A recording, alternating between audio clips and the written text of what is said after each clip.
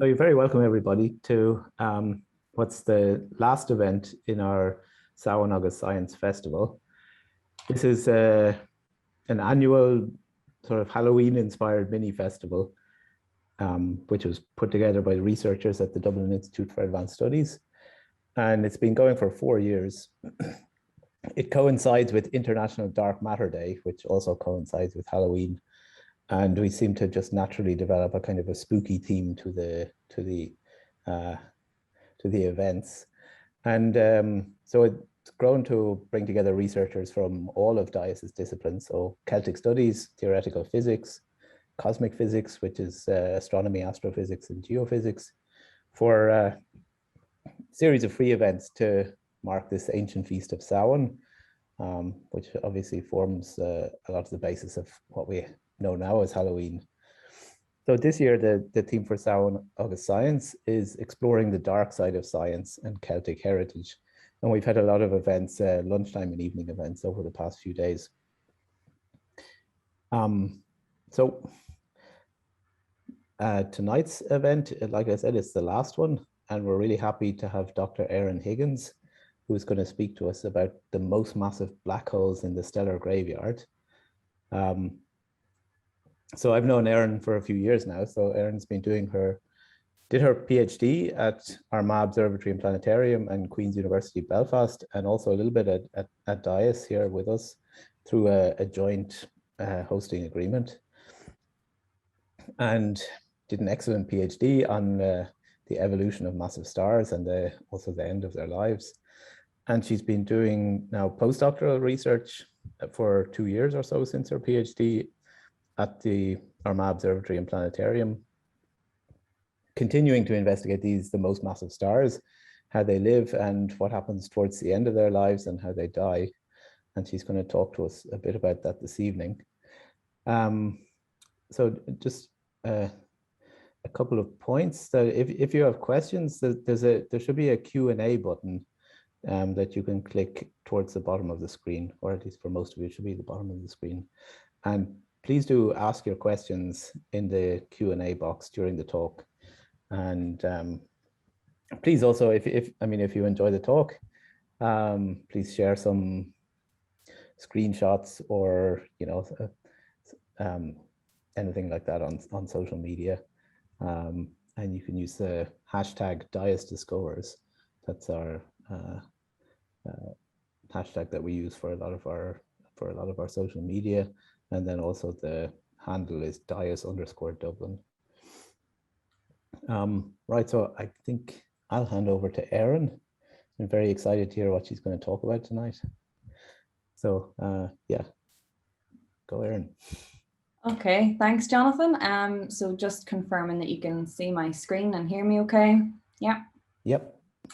Okay, so thank you for the nice introduction, Jonathan, and thank you for the nice invitation to be part of this final event for Samhain Agus Science. I'm delighted to be here, albeit online. And as Jonathan said, I'm Erin Higgins, a postdoctoral researcher from the Armagh Observatory and Planetarium. And today I'm going to be talking about the most massive black holes in the stellar graveyard. So today we're going to try and answer a few questions like, what is a black hole? Why are black holes in a graveyard? What happens when making a black hole goes wrong? And ultimately, we want to know, how can we make the most massive black holes that were ever detected?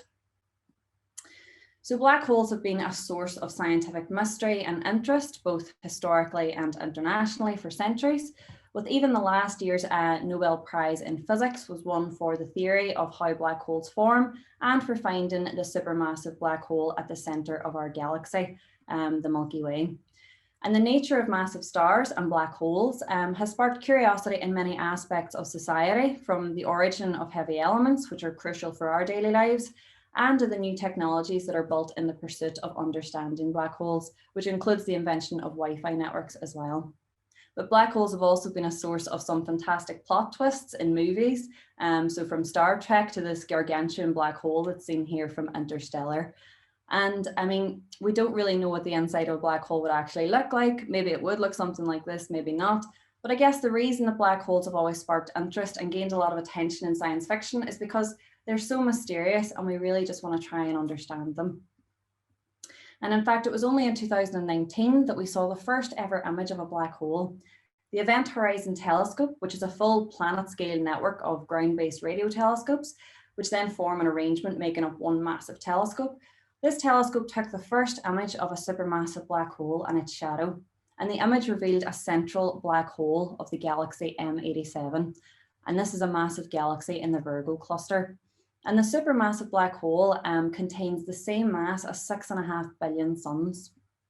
So this M87 supermassive black hole is based at the center of a galaxy, just like in this simulation of a galaxy filled with a few million stars.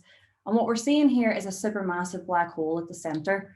Well, we can't actually see the black hole, but we can see these relativistic jets that come out from the center of the black hole as it consumes the stars in the center of the galaxy.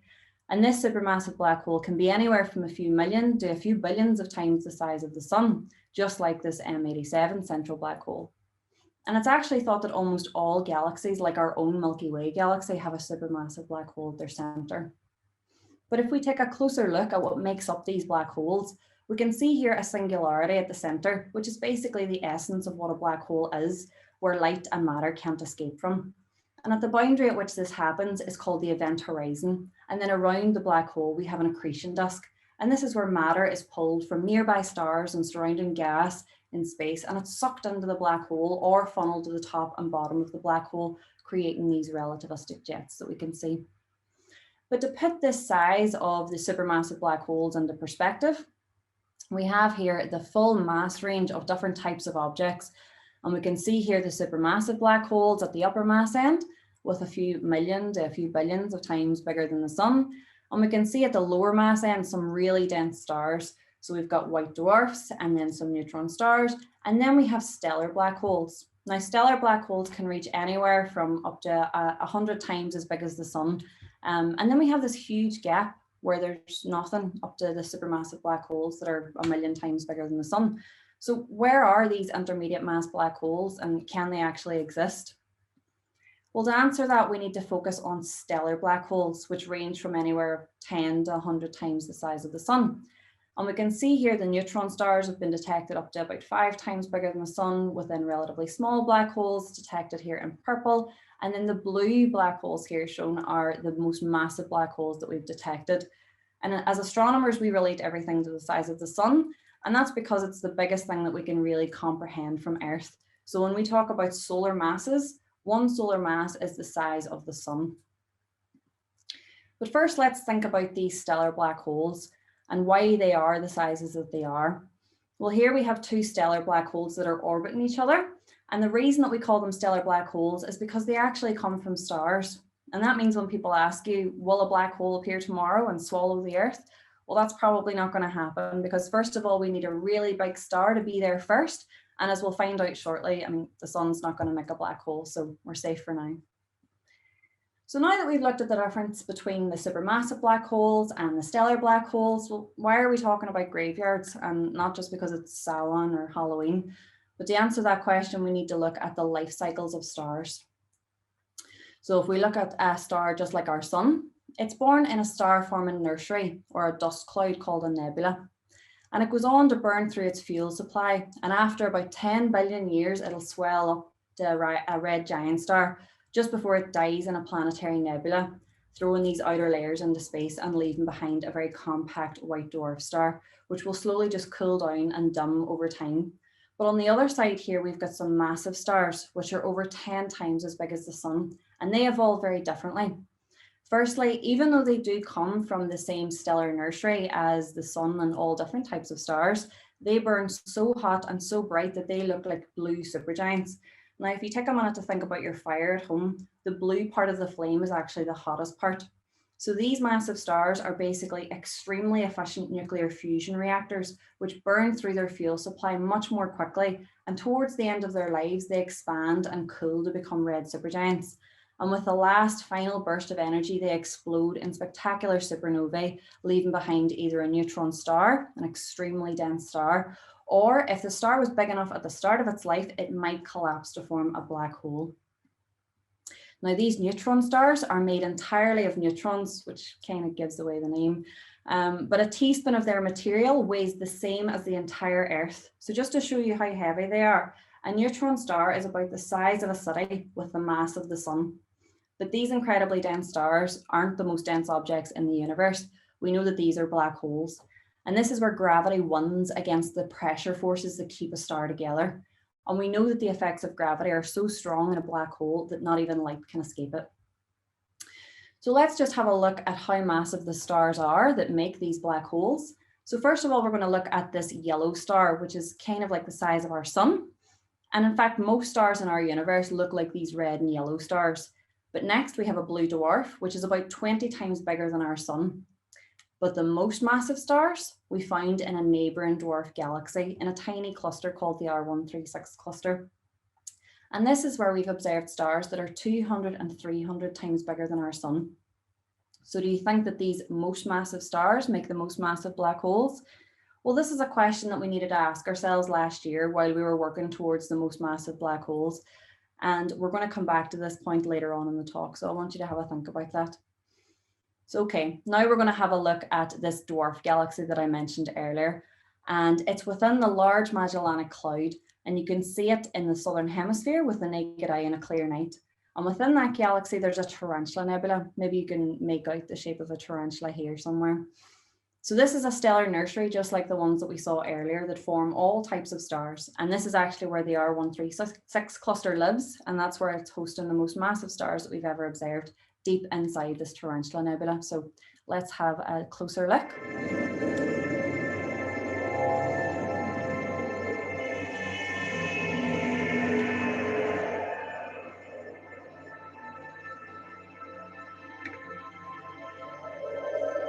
You can just start to see this central cluster open up. And this is where these 200 and 300 solar mass stars live.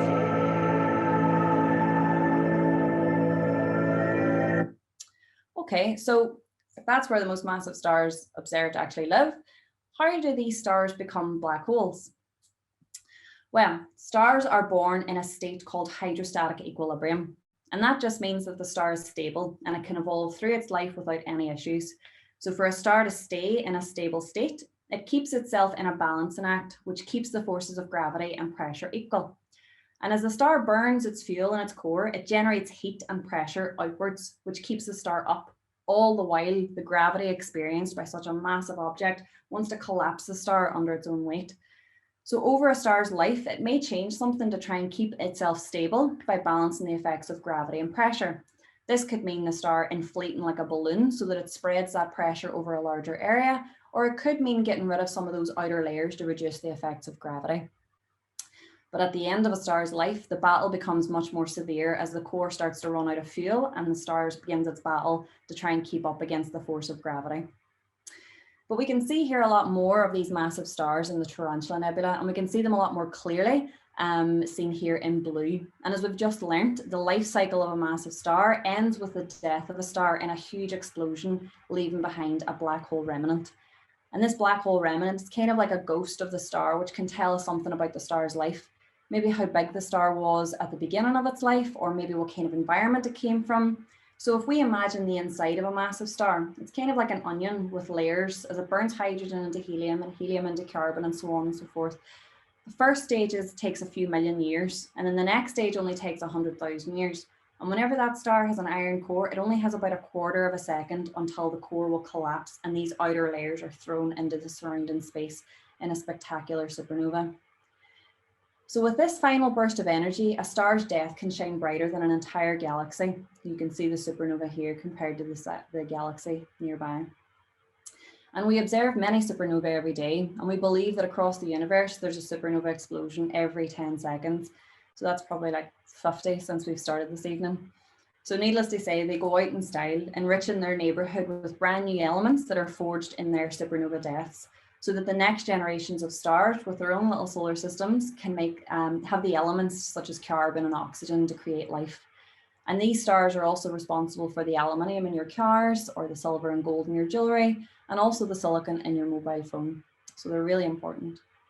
But this is an image of the first supernova that was ever observed. About 1,000 years ago, in the year 1054, Chinese astronomers saw this huge explosion in the sky, and they believed that it was the end of the world. The explosion that they saw was the Crab Nebula. and records suggest that it was visible in the night sky for about 2 years. And at the early stages, it was as bright as having a second sun in the sky, probably because this Crab Nebula is in our own Milky Way galaxy. But we now know that it's not actually the end of the world, it's just the end of a star's life. And this all happens very quickly in the timescales of the universe. In fact, these stars are renowned for being the rock stars of the universe because they live fast and die young, burning bright and running out of their fuel just after a few million years. And that is really short in the timescale of the universe. So now that we've reached the death of a star, what actually forms the black hole, and then what can fall into it? This is ultimately going to dictate how massive the black hole will end up being. So when a star stops burning silicon into iron, it stops generating energy which pushes the star outwards, or keeping the star up against gravity, which wants to collapse the star. So once the star has an iron core, it takes energy to keep the star from collapsing.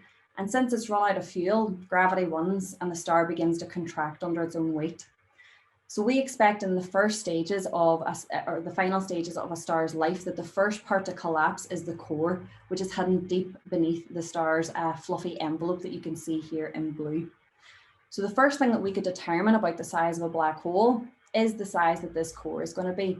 And then on top of that, we can consider how much of that fluffy envelope is going to get sucked into the black hole, or how much of that's going to get blown away in the supernova explosion. But there are many different theories about this.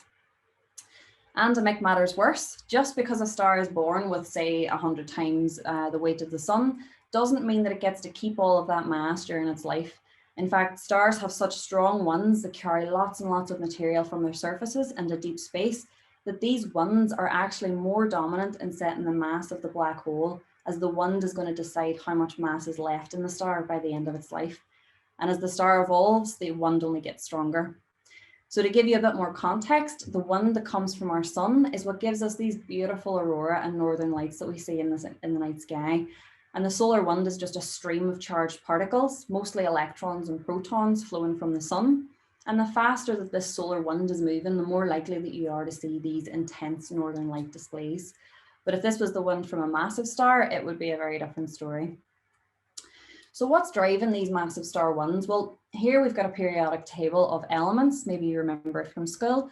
And we can see here the elements in green are created by these massive stars, while the elements in orange are produced in their separate supernova deaths. So they are responsible for most of the periodic table of elements here. But in astronomy, we call anything heavier than helium a metal. I mean, when you're dealing with things like black holes, we need to find a way to simplify some things. So we find that the radiation that's generated inside a star causes atoms to excite. And particularly because of the number of ionization states in an iron atom, a lot of the material can be driven off the surface of stars with just a tiny fraction of these iron atoms.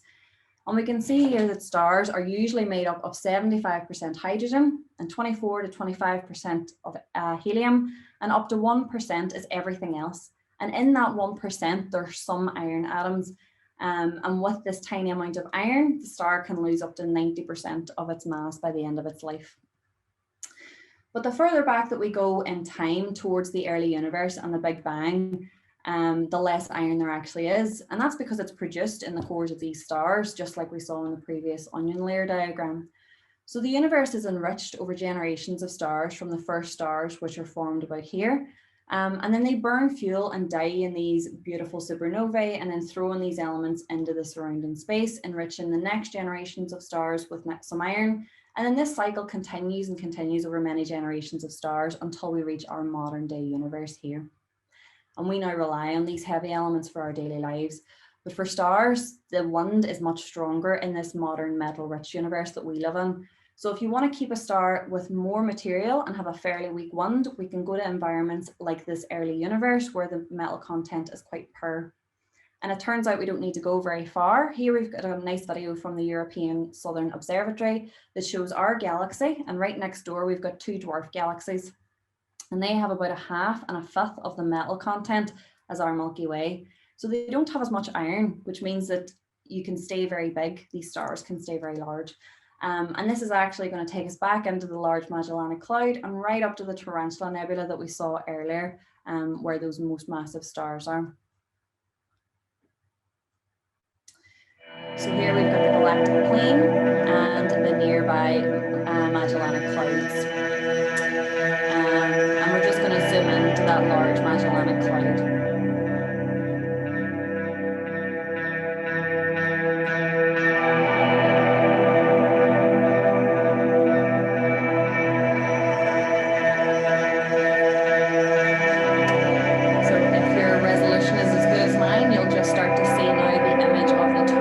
Starting to open up again.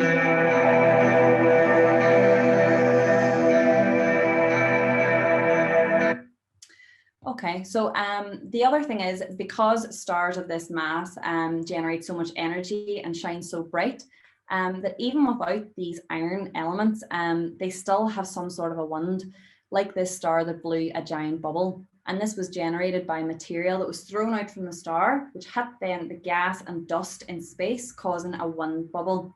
This is even called the bubble nebula. So even with less metals in their environment, stars can still drive a wind which gets stronger with increased size of the star and with increased brightness of the star. So earlier we asked, do the most massive stars make the most massive black holes? And what we find is probably not, since as we've just seen, the most massive stars have the strongest winds. But more than this, at the highest masses, stars like this R136 cluster, which have masses of 200 and 300 times the mass of our sun, they probably don't form black holes. And in fact, things tend to go a bit pear-shaped. Above 100 times the mass of the sun, the most massive stars actually become very unstable in the end stages of their lives.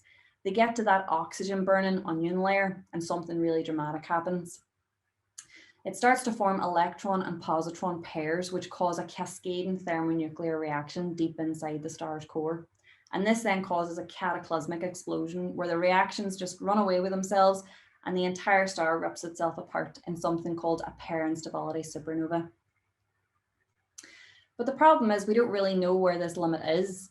So what is the most massive star that could form a black hole, all the while escaping this thermonuclear disaster? Well, we know that the unstable pair production happens in cores which are heavier than about 40 times bigger than the sun. But remember that fluffy envelope that's sitting on top? Well, we still could have a huge mass that's sitting in that envelope, which could then fall into the black hole, but not cause the explosion in the pair instability. So the key here is going to be how much of that envelope is thrown out by the wind. And as we discussed, we know that has a lot to do with the metals. So we can see here on the bottom, if we go to lower metal contents, we have a chance to keep some of that heavy or that huge fluffy envelope for the black hole to eat so that the black hole can get to higher masses. But another way to find out where the most massive black holes come from is to follow the path of stars just before they become black holes. So let's start with the most massive stars, say about 50 to 100 times bigger than the sun. And these stars don't actually go on to become red supergiants, like I mentioned at the start of the talk. Instead, they're so hot that they become hot helium stars called Wolf-Rayet stars.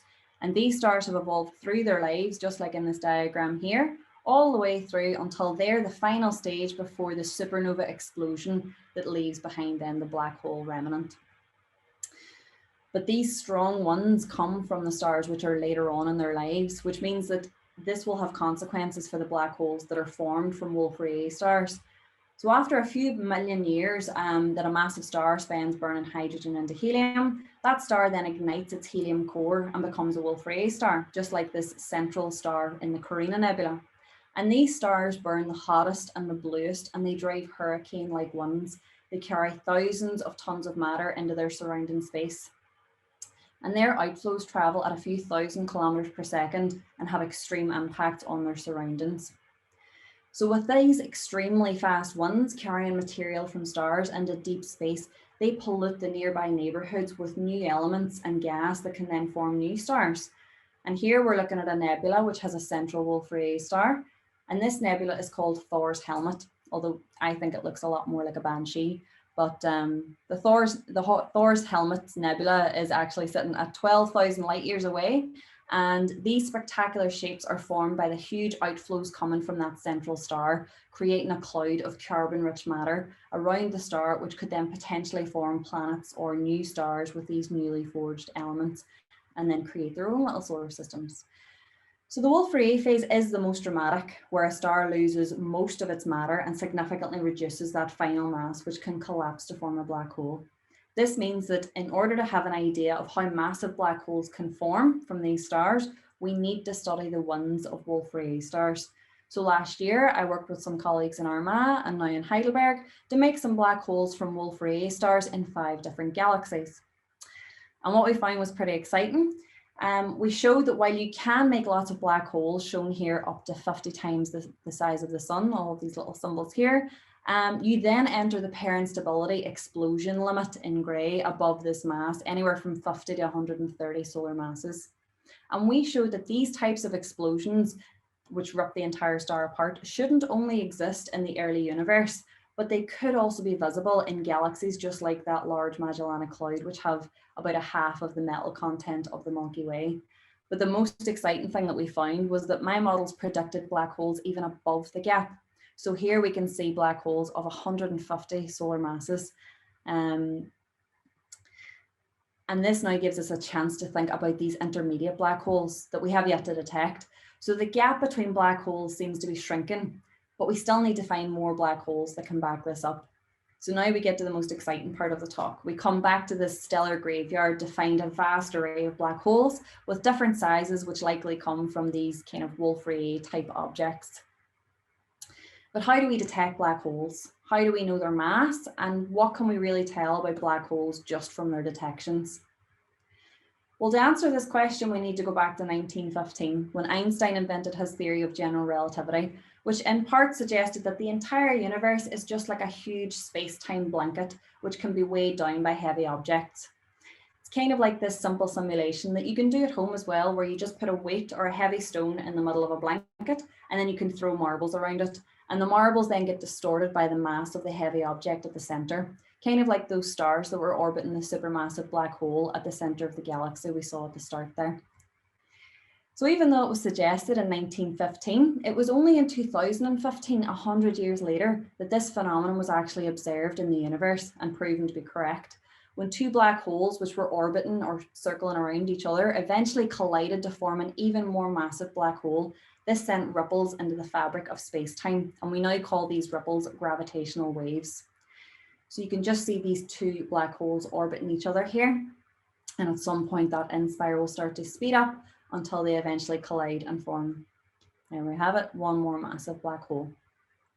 Now the exciting thing is we can actually use this as a method of detecting black holes. So imagine this simulation is a pond where 2 fish are just trying to catch an insect. When they cause ripples in the water, we can see the ripples, even just by sitting at the edge of the pond. The only difference is these waves are caused by gravity and they can affect things like light and matter. So here we are sitting at the edge of the pond, or actually on the other side of the pond in America, where the LIGO collaboration has built 2 massive detectors which use 3-kilometer long tunnels, which send laser beams up and down all day, every day. And when these laser beams come back, they should in theory cancel each other out, unless they're affected by a ripple or maybe a passing truck, in which case they would get a detection of a signal. But they have a detector set up on one side of America in Hanford and another in Livingston. And when a signal is detected, they compare the data to each other and then rule out anything which is noise, like the passing truck maybe in Hanford or bad weather in Livingston. And we can see here a nice signal of the first ever set of black holes, which were detected to collide. So here we have the data from Hanford, which matches up really nicely with the Livingston data to give us the first ever detection of gravitational waves where 2 black holes collided to produce an even more massive black hole. And there are now gravitational wave detectors all around the world, both operational and in planning. So as I said, the main LIGO detectors are based in Hanford and Livingston, while the GEO 600 is based in Germany. And the Virgo and Kagra detectors in Italy and Japan are actually now completed as well and fully operational, and the final detector is planned for India. But some telescopes are independent from the LIGO collaboration, and they're also used as telescopes which can image supernovae and objects like asteroids, and one of these telescopes is called GOTO. And I was lucky enough to go to sunny La Palma during its commissioning trip or commissioning and testing stage. Although it wasn't the sunny La Palma that I was promised, it was actually the worst storm that they've experienced in over 10 years. So here we have a car that's encased in thick ice, and here we have the stairs to the GOTO telescope. And luckily the GOTO telescope survived, as you can see here with the dome opened, taking some test observations. But sadly, the view is very different now with the active volcano distributing ash across La Palma and the telescope sites. But on the other hand, this commissioning trip was an experience to see the Milky Way at night above the clouds, where the atmosphere is so thin. And it's also where we have the most massive telescope in the world, the GTC, that you can see behind me on the right-hand side here. So thankfully, the GOTO telescope is now up and running and taking some important observations to compare with detections from the likes of LIGO and other gravitational wave detectors. But if we just come back to the first ever detection of black holes that are merging, in September 2015, the LIGO detectors in America observed the same wave detection from both sites. And they found a massive black hole of 36 solar masses collided with another black hole of 29 solar masses, sending these ripples out into space, which were then picked up by the LIGO detectors. And they've narrowed down this part of the sky where the objects may have come from. But as you can see from this banana shape, we do need a lot more information and better detectors to estimate where exactly the black holes really came from. Now the fun part is something which any astronomer explaining gravitational waves can't exclude from their talk, and that is the sound that gravitational waves make. And this is a nice high chirp sound, which most astronomers do try to do on stage at meetings now when they talk about new detections. So let's just listen and see, and listen out for that raindrop kind of sound.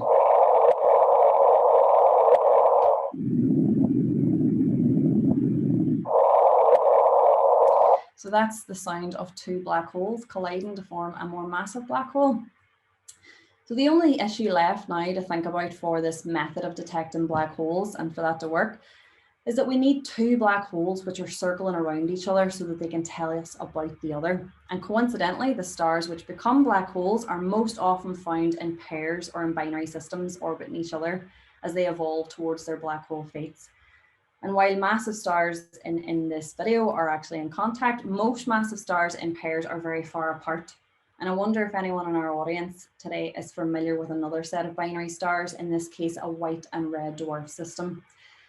So for our Star Wars fans in the audience, Tatooine is a planet where Anakin and Luke Skywalker are from, and it's a planet which orbits two stars in a binary system, a white dwarf and a red dwarf system.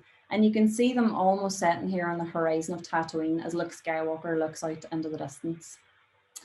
But back now to our stellar graveyard, which we can now discuss in a lot more detail because these black holes are all in binary systems or in pairs, and then they form one massive black hole after they collide.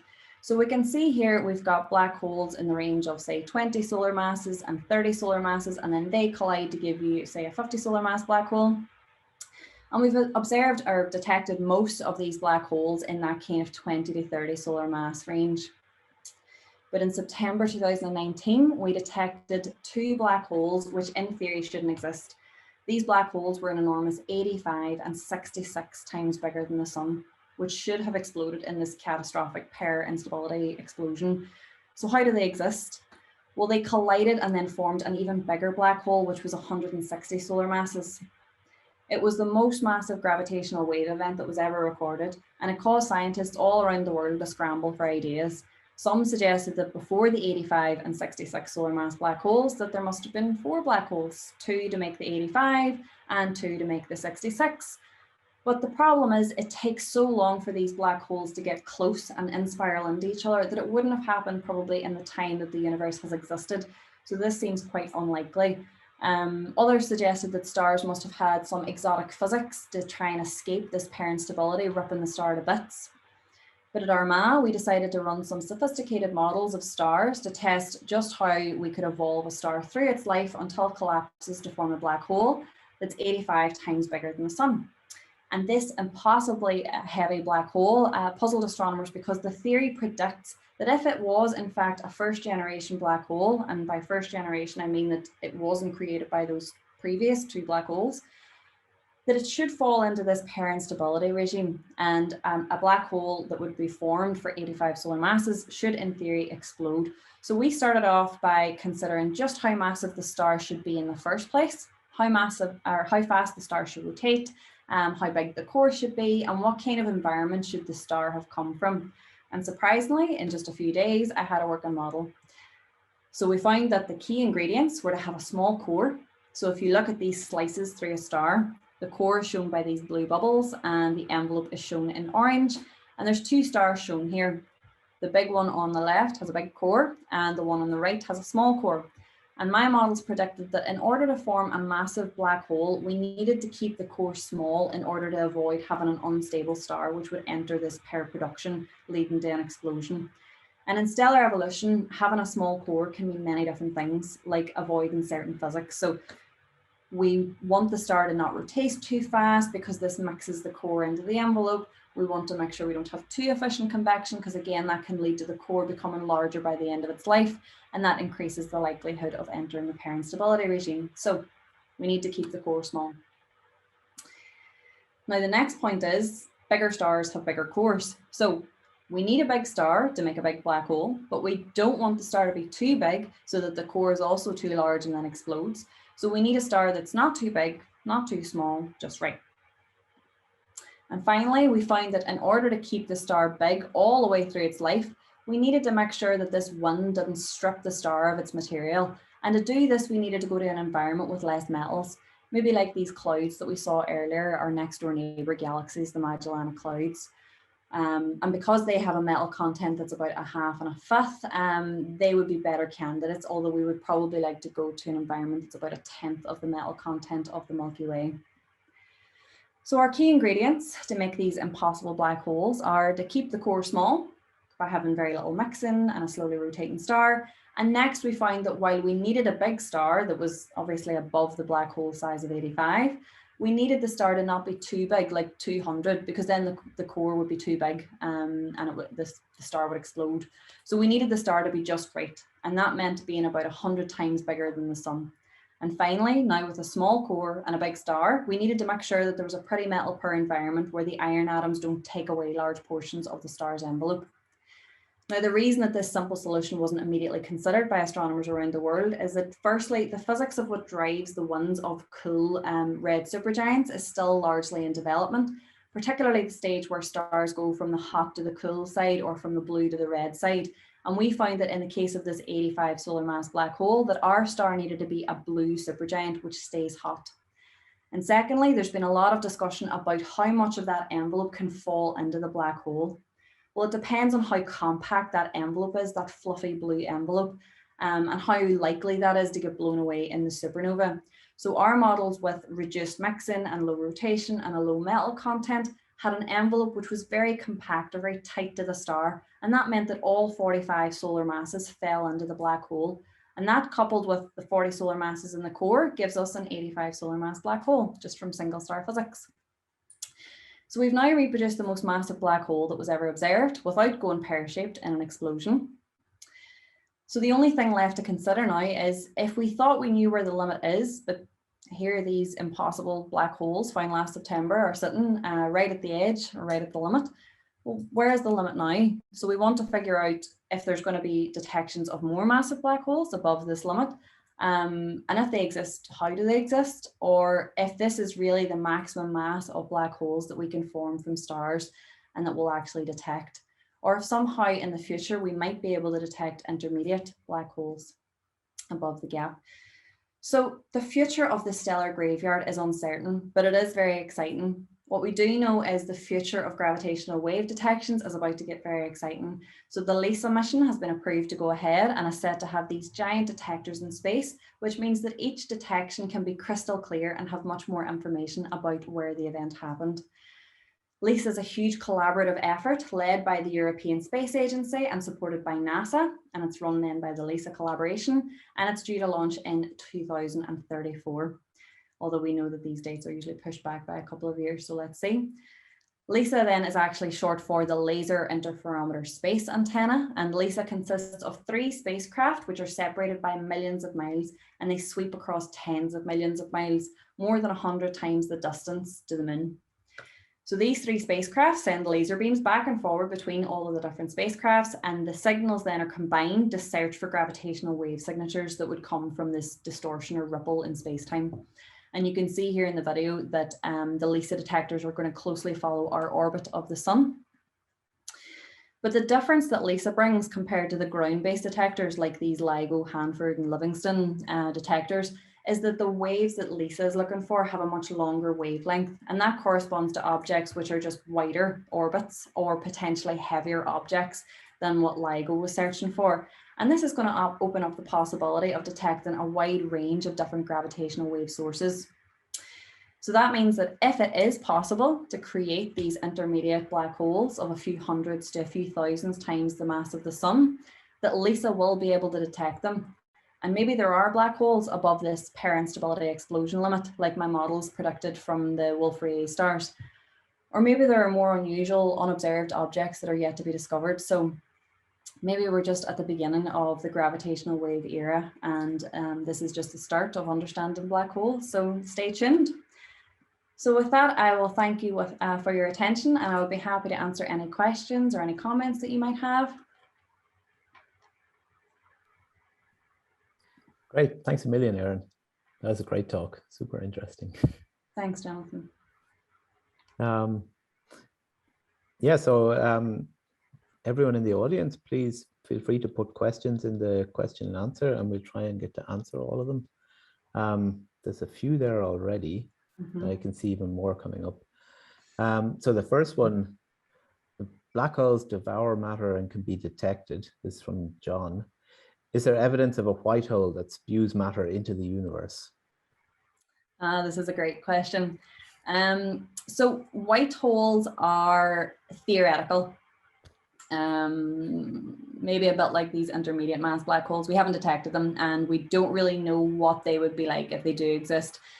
I find it unlikely, but let's see.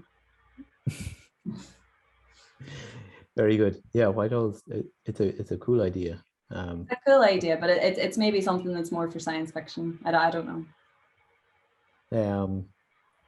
Next question from Mairead Skelly.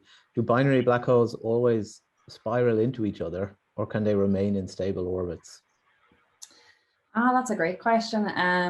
So I actually don't work directly on the infall or the spiral kind of dynamics of these binary black holes, but any of the gravitational wave detections that we have, observed these binary black holes, they do spiral into each other. Now that can take times of weeks and then days, and then as they spiral into each other, that gets quicker and quicker. But if you have two black holes that are far enough apart, kind of like stars, if you have two big enough stars that are far enough apart, you could have them in a stable orbit. Just depends how long you have to wait for them to unspiral into each other, I guess. Yep. Super. All right, next one for the Zoom user, anonymous person. Great talk, Erin. A supermassive black hole whose name I can't pronounce was found at redshift 7.5.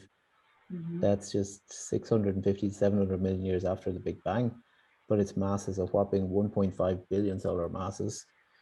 What do you think is the most likely way to form this whopper so early after the Big Bang? Sorry, the name is there at the end, from Kevin Thompson, London Amateur Astrophysics Group. Brilliant. Thanks, Kevin. This is a brilliant question. And it's actually at the forefront of research, I guess. I talked a lot about stellar black holes, how they form, how they kind of collapse, and what happens to them then through.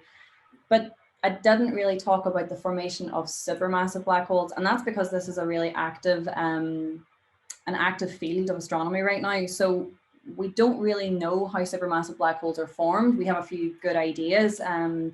Mainly, as a galaxy forms and you have these accretion growth rates. So the supermassive black hole at the center grows along with the size of the galaxy.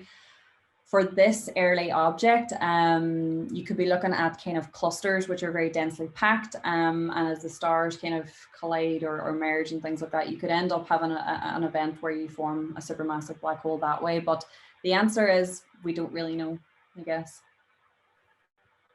Yeah, actually, Erin and I are both going to meet up for the first time in person, I guess, since a couple of years, right? Yeah. Next week at Maynooth University, there's a researcher in Maynooth, John Regan, who actually does really cool computer simulations of trying to exactly this problem, trying to form these supermassive black holes. So maybe you'd like to invite him to give a talk in your astrophysics group, and he could explain it probably better than we can. Absolutely, and the simulations are really cool. So yeah, Yeah. but it's a very active field right now, so you could join research, I guess. All right, next question, anonymous attendee. Wait, if stars make the stellar black holes, where do the supermassive black holes come from? This is kind of the same question, or This is a popular question, and it is one that I kind of thought could be popular because it is something that we don't really know the answer to, and these are usually the best questions. We're still trying to figure that out. Yep.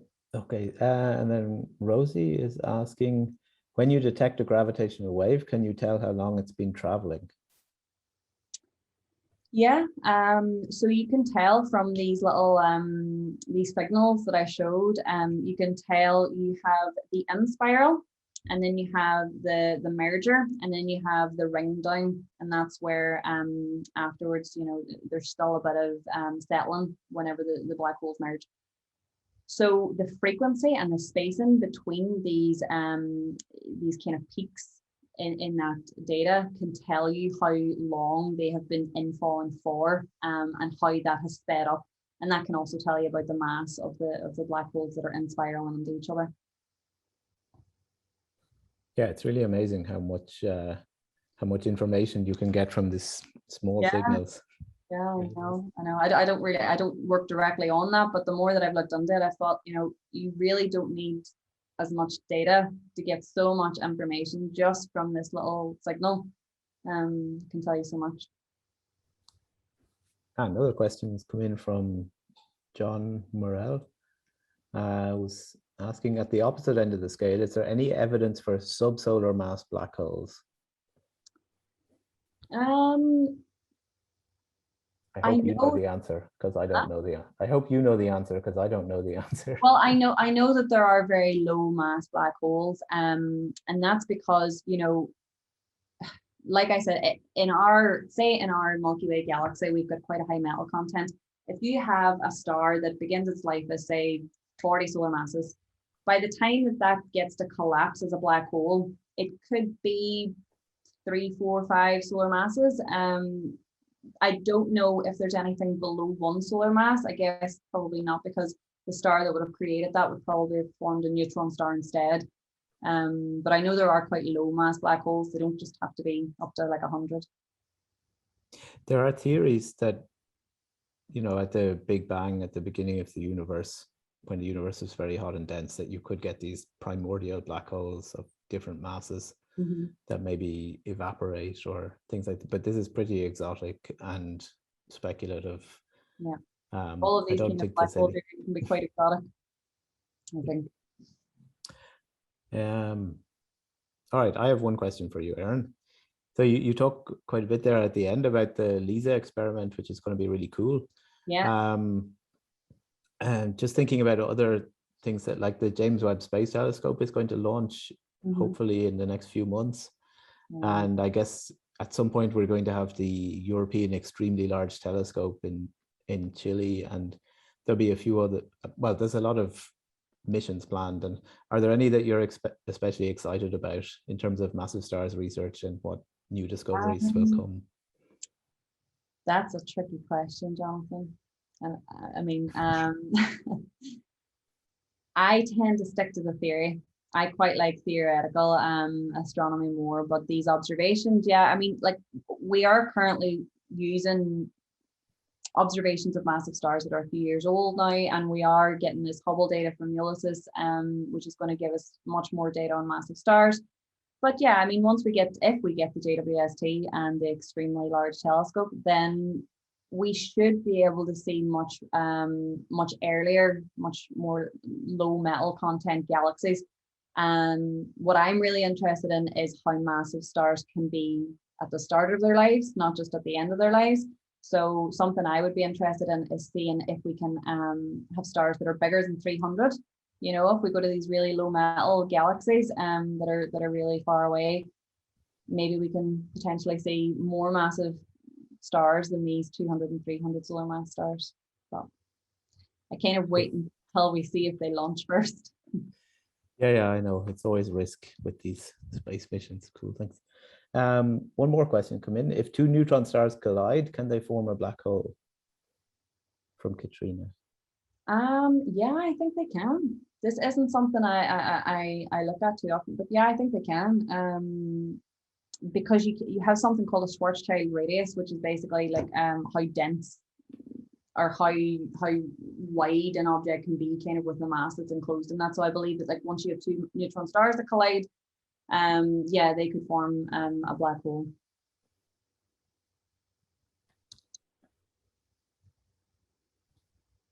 Great. All right. I don't see any more questions. This is your last chance to ask a question for Erin. I always like public questions because they're much more exotic and really make you think about things that you don't think about every day. Whereas, you know, you go to a conference and you give a scientific talk and they're usually asking about the details of what does a small core mean. Yep, absolutely. No, I don't see any more questions coming in. Okay, so thanks very much, Erin. We've got a Zoom. Yeah. There is one. Yeah, cool. Does the inferred mass depend on the model we use? If we use the Kerr metric, does it give a different mass? If you're talking about the mass of the black hole, it doesn't depend on the model that we use. It's more the dynamics of the because you could too. It's kind of you'll always have a small systematic error. But the mass that you infer from black holes and gravitational waves is pretty solid, and that's based on the dynamics of the infall. Yeah, it's quite, so there was also this discovery from the Event Horizon telescope in the last few years where they imaged the black hole at the center of the M81 galaxy. Oh, yeah. And with this one, I think that it was quite model dependent, the results they got, whether it was one of these Kerr black holes, which are rapidly spinning, or a Schwarzschild black hole, which is not rotating. Yeah. Because they had to make thousands of models and see which one fit the data the best. And so that, but I think the gravitational wave detectors are much less model dependent. Yeah. I think as soon as you have two of anything and they're orbiting each other, you can kind of rely on the dynamics. That's why I like working with these binary stars as well sometimes. All right, good. So, all right, thanks a million, Erin. Can I share my screen just with one final? Let's see. I'll share my screen.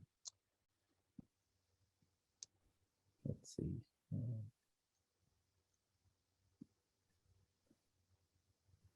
Oh no, I've never shared the screen with this computer before, so I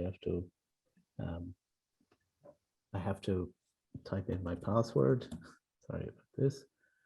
Allow Zoom to.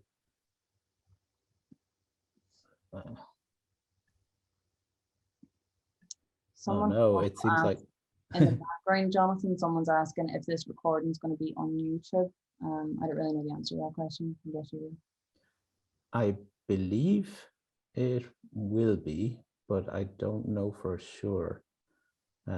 Maybe Michelle could confirm in the chat.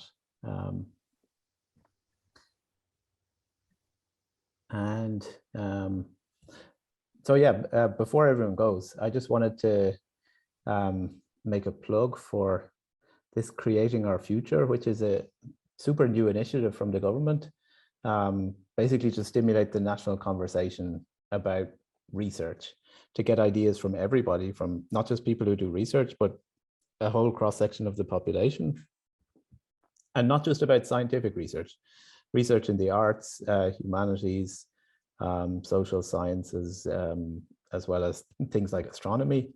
And this is to inform the future direction of research in Ireland. So basically, we think astronomy is great. We hope that you enjoyed this talk this evening and that you also think astronomy is super interesting.